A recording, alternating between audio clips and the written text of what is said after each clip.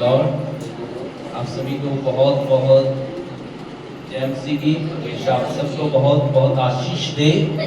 आप जो खुदा के कलाम को सुनते हैं, फॉलो करते हैं, और बहुत सारे लोग कलाम को मानते हैं। परमेश्वर का अनुग्रह यूं ही आप सबके ऊपर बना रहे और आप खुदा के कलाम में गहरी जड़ पकड़े और आप यूं ही दिन दुगनी रात चौगुनी उन्नति करते हुए आगे बढ़ते हुए चले जाए और आपके बहुत सारे फ्रूट लगे। हालेलुया, परमेश्वर की दया आपके ऊपर यूं ही बनी रहे। आज हम परमेश्वर के कलाम से वचन से जानेंगे गहरी जड़ को क्या करना, पकड़ना। हालेलुया। गहरी जड़ क्या है? परमेश्वर का वचन है, और उस जड़ को हमने क्या करना है? अपने हिस्से में लेना है। उस जड़ को हमने क्या करना है?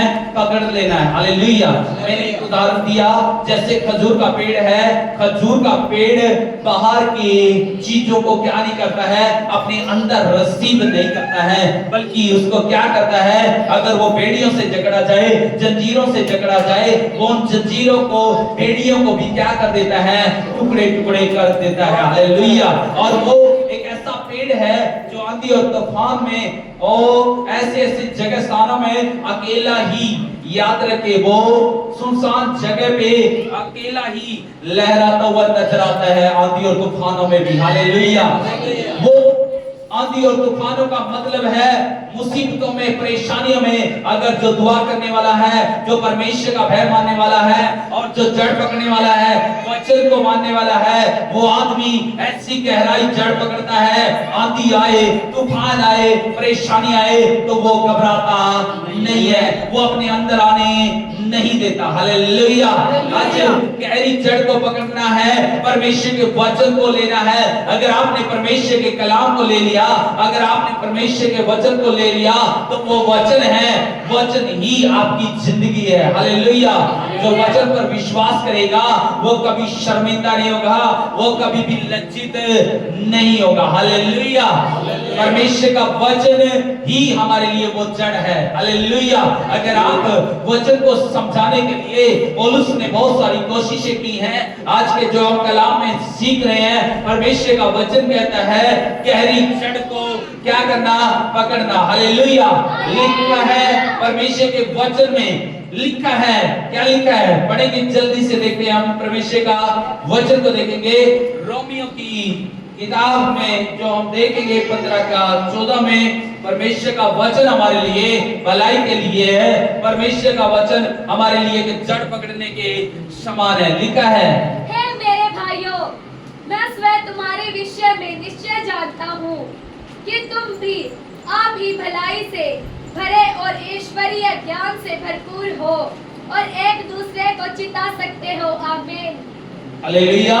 पौलुस दूसरे लोगों की चिंता कर रहा है। पौलुस अपने भाइयों के बारे में चिंता कर रहा है। पौलुस भाइयों के बारे में, दोस्तों के बारे में, कलीसिया के बारे में क्या किए हुए हैं? चिंता किए हुए हैं। इसलिए वो सिखाने के लिए लगा हुआ है। इसलिए वो चाहता है कि हर कोई क्या करे? परमेश्वर के वचन को क्या करे?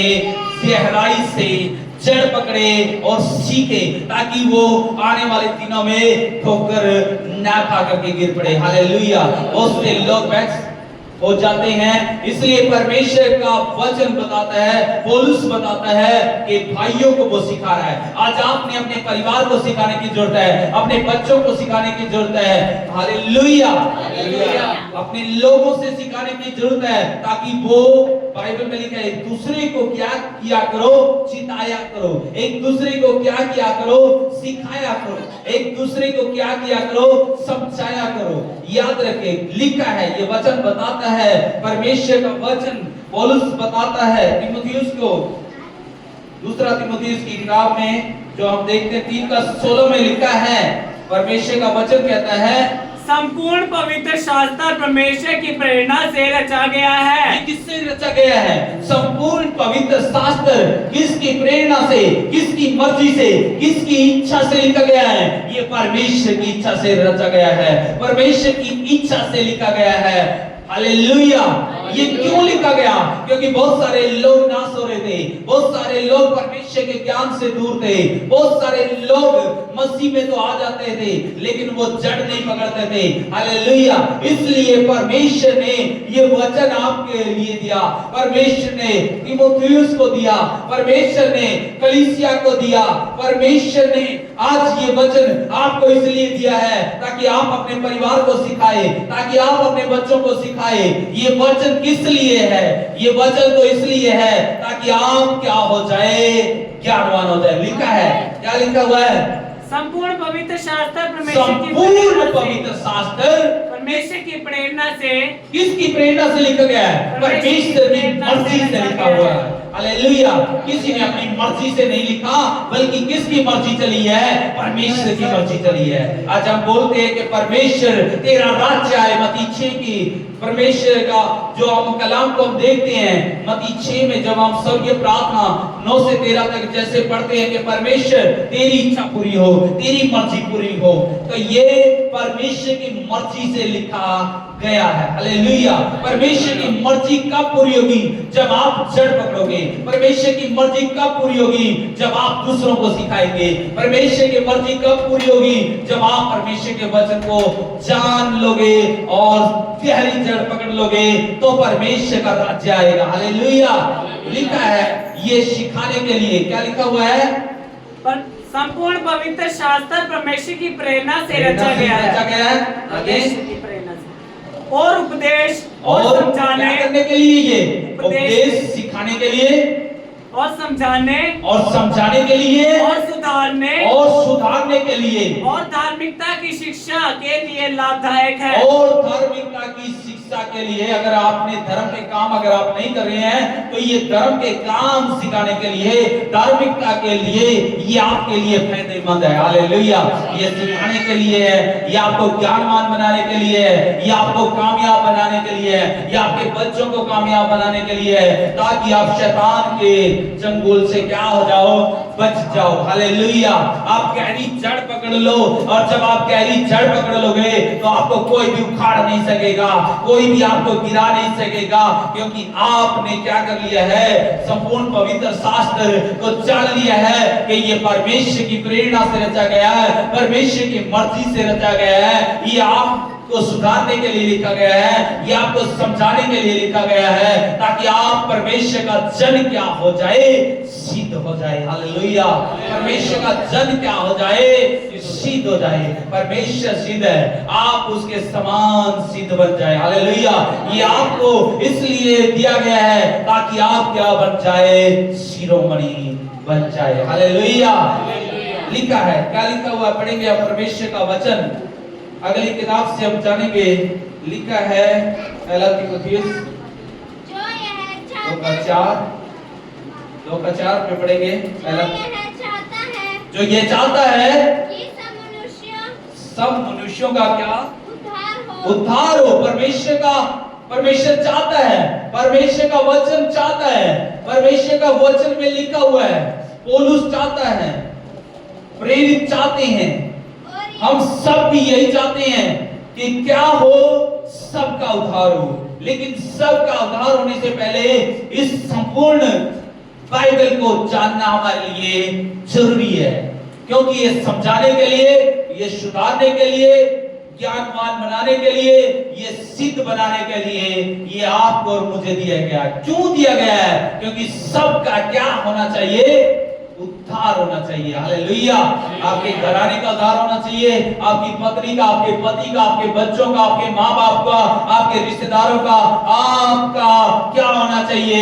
ये उद्धार होना चाहिए। हालेलुया। क्योंकि उद्धार कोई नहीं दे सकता था, लेकिन वो मुक्ति, वो शांति कोई नहीं दे सकता था, इसलिए वो संपूर्ण पवित्र शास्त्र आपके लिए लिखा गया है। हालेलुया। ताकि आप मुक्ति पाओ, ताकि आप शांति पाओ, ताकि आप वो उद्धार पा सको। हालेलुया।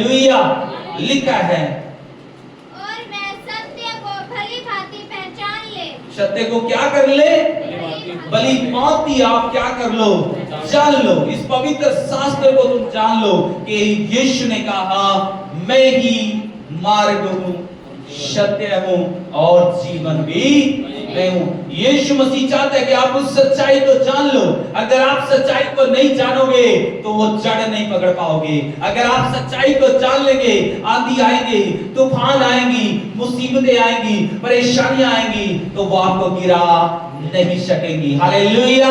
इसलिए आपने गहरी जड़ को पकड़ना जरूरी है। परमेश्वर के वचन को जानना बहुत जरूरी है। लिखा है, परमेश्वर का वचन कहता है प्रेरितों की किताब में 17 का 11 से 12 में लिखा हुआ है, ये लोग तो थिस्सलुनीका के यहूदा से भले थे और उन्होंने बड़ी लालसा से वचन ग्रहण किया और प्रतिदिन पवित्र शास्त्र में ढूंढते रहे कि ये बातें यूं ही है या नहीं। इसलिए उनमें से बहुतों ने, यूनानी कुलीन स्त्रियों में से और पुरुषों में से बहुत ने विश्वास किया। हालेलुया। जब ये पवित्र शास्त्र के बारे में बताया गया प्रेरितों के जरिए, जब बताया गया तो यहाँ पे कुलीनी स्त्रियों, बहुत सारे लोग आए और बहुत सारे लोग यहाँ पे शास्त्र में ढूंढ ढूंढ करके देख रहे थे कि ये बात सत्य है या झूठी है। हालेलुया। जब उन्होंने पाया कि ये बात सत्य है तो बहुत सारे लोगों ने भी क्या किया, इस पवित्र शास्त्र को जब जाना, पवित्र शास्त्र की बातों को पढ़ा, पवित्र शास्त्र की बातों को अंदर लिया, तो बहुत सारे लोगों ने वहां पे क्या किया, विश्वास किया। आज अगर आप भी इस पवित्र शास्त्र को जान लेंगे तो आप भी क्या कर सकते हो, उद्धार पा सकते हो। और आपके जरिए आपका घराना उद्धार पा सकता है, आपकी फैमिली उद्धार पा सकती है, आपके रिश्तेदार उद्धार पा सकते हैं। अभी आपके पास मौका है। ये पवित्र शास्त्र आपको ज्ञानवान बनाने के लिए है, आपको बुद्धि देने के लिए है, आपको सिखाने के लिए है, आपको सुधारने के लिए है, आपको समझाने के लिए है। ये कहीं से बल्कि परमेश्वर की प्रेरणा से रचा गया है ताकि आप हर बीमारी पर जीत हासिल कर लो, हर गरीबी पर विजय प्राप्त कर लो, हर तकलीफ पर विजय प्राप्त कर लो। आमीन।